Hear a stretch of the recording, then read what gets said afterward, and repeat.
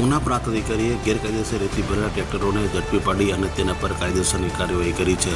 પ્રાંત માહિતી ઉના ભાવનગર રોડ ઉપર ગેરકાયદેસર રેતી ભરેલા ટ્રેક્ટરો જઈ રહ્યા છે, જેની બાતમી ઉના પ્રાંત અધિકારીને મળી હતી. બાતમી મળતા ઉના પ્રાંત અધિકારીએ ટ્રેક્ટર રોકાવી અને 5 લાખથી વધુનો મુદ્દામાલ ઝડપી પાડી અને તેમના પર કાયદેસરની કાર્યવાહી કરી છે. ત્યારે ઉના તાલુકાના દરેક સમાચાર તથા લોકલ સમાચાર જોવા માટે અમારી ઉના ન્યૂઝ ચેનલ સબસ્ક્રાઈબ કરો તથા ધંધાકીય જાહેરાત આપવા માટે અમારો સંપર્ક કરો.